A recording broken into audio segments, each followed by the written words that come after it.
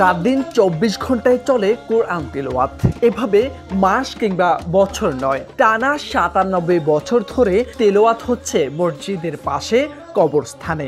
মোহাম্মদ কামরুজ্জামান ও আবু হানিফ সহ মোট 5 জন পালাক্রমে এভাবে কবরের পাশে কোরআন তিলাওয়াত করে যাচ্ছেন। 700 বছরের পুরনো নওয়াব শাহী জামে মসজিদে 5 ওয়াক্ত নামাজের সময় ব্যতীত সবসময় চলে কোরআন তিলাওয়াত। এমনকি প্রাকৃতিক দুর্যোগেও থেমে থাকে না এই ইবাদত। আজ থেকে প্রায় 100 বছরের কাছাকাছি আর কি কোরআন তেলাওয়াত হচ্ছে।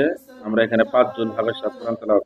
জানা গেছে, পীরের নির্দেশনায় কবরের আযাব থেকে মুক্তি পেতে 1927 সালে সৈয়দ নওয়াব আলী চৌধুরী এই মসজিদে সার্বক্ষণিক কোরআন তেলাওয়াতের ব্যবস্থা করেন।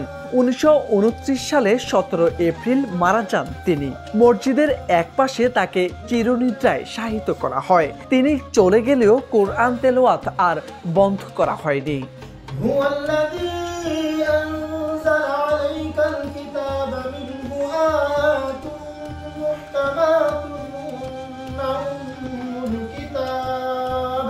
এভাবে তেলাওয়াত চলছে টাঙ্গাইল জেলার ধনবাড়ী উপজেলায় অবস্থিত নওয়াব আলী জামে মসজিদে। সেলজুক তুর্কি বংশের ইস্পিঞ্জার খাঁ ও মনোয়ার খাঁ নামে 2 ভাই 16 শতাব্দীতে এক কক্ষ বিশিষ্ট মসজিদটি নির্মাণ করেন।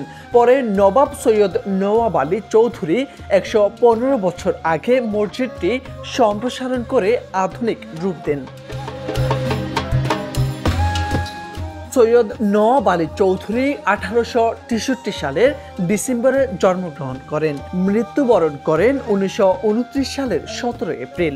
সংস্কারের আগে মসজিদটির দৈর্ঘ্য ছিল 13.72 মিটার এবং প্রস্থ ছিল 4.57 মিটার।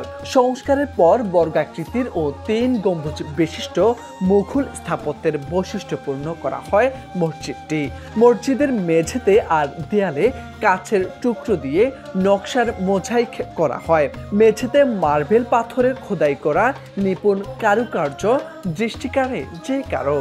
উনি জীবিত থাকতে উনি বৈশা থাকতো, যে 5 জন লোক সেট করা আছে, 2.5 ঘন্টা করে ডিউটি করে, আর 1 জন 2 ঘন্টা দিনেও রাত্রেও।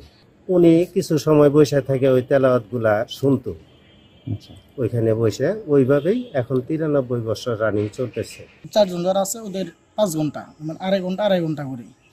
যেমন 6টা বাজে একজন আসবে, 6টা থেকে 8:30 পর্যন্ত একজন, 8:30 থেকে 11টা পর্যন্ত একজন, 11টা থেকে 1:30 পর্যন্ত একজন, 1:30 থেকে 4টা পর্যন্ত একজন, আবার আমার ভোর 4টা থেকে 6টা পর্যন্ত।